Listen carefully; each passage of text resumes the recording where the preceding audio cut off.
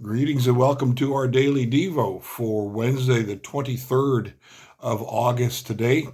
And we are going to go to a wedding today where Jesus did his first miracle in the city of Cana, Cana of Galilee, as it's put in many places. And the passage is John chapter 2, verses 1 through 11, Jesus' first miracle. It says at the end of verse 11 of that passage, and his disciples believed in him.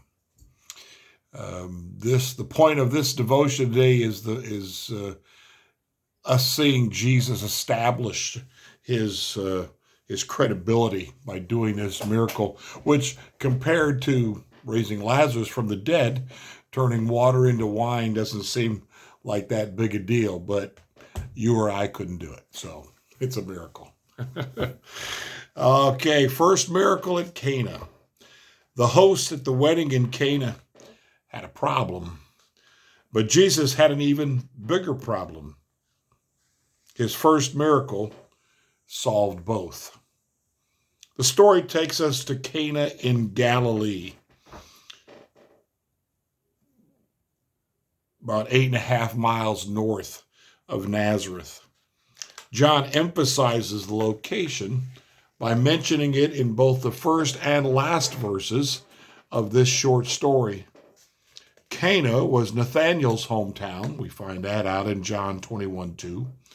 And his voice helps us understand that Jesus had a credibility problem because he was from Galilee. John 1:46.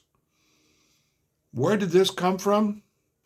It likely was a product of Galileans like Nathanael, internalizing the view Judeans had of Galileans.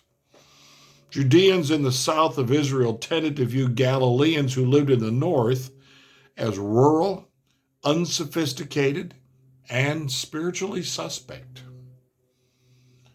The Judean hubris was fueled by the fact that their region hosted the founding stories of the faith, particularly those associated with Abraham's family in places like Hebron and Beersheba. Judeans had the temple in Jerusalem. And what is more, they knew that the Messiah would be born in Bethlehem of Judea, according to that prophecy in Micah 5:2. By contrast, Galilee had been part of the northern kingdom of Israel. This kingdom had a checkered past, whose Old Testament stories are filled with spiritual failings.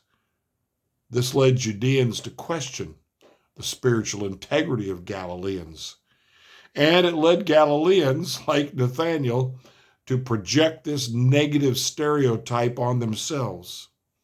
This meant Jesus of Nazareth, a Galilean, had a credibility problem. That is why Jesus did his first miracle in Cana of Galilee. During a week-long wedding celebration, the host of the party faced an embarrassing dilemma. Custom dictated that he provide food and beverages for the guests through the week. Can you imagine? But the wine had run out.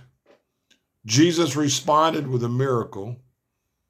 This was not a public miracle performed in front of all the guests, for his time had not yet come, John 2:4. You can compare that with John 17:1, he says. Rather, he walked into a small room with his servants and at least some of his disciples.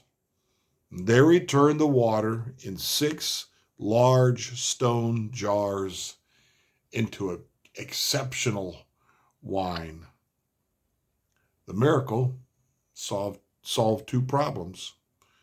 The reputation of the host was saved, but more importantly, this miracle accomplished what Jesus intended for his disciples. He needed to have their confidence despite his Galilean heritage.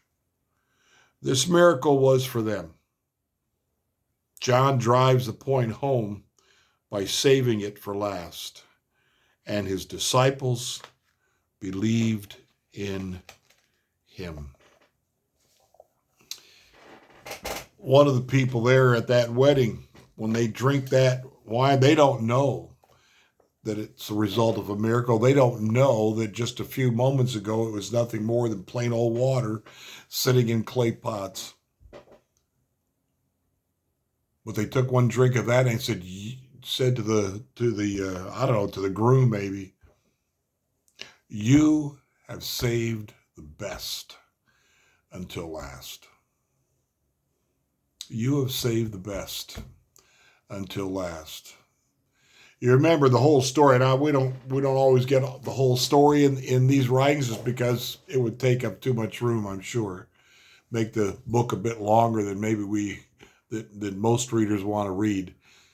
But his mother had come to him. She became aware of the problem. And Jesus was reluctant at first. He kind of puts her off with her asking him to do something about it. But the fact that he does it privately reveals, as he says, not really about, hey, everybody, look at me. It's, these are the guys I'm asking to follow me. They need to have a confidence boost. I'm so glad the Lord is gracious. So glad the Lord is gracious. As weak as we are, he's still patient with us. As doubting as we can be sometimes, he still encourages us. And this, what for him has got to be so simple. Again, he'll heal the sick, cure the blind, raise the dead, calm storms with a word. So this is pretty simple, and yet it's enough. It's enough for those disciples who are with him, who know what has happened, to fulfill what John says in that last verse of this passage, and his disciples believed in him.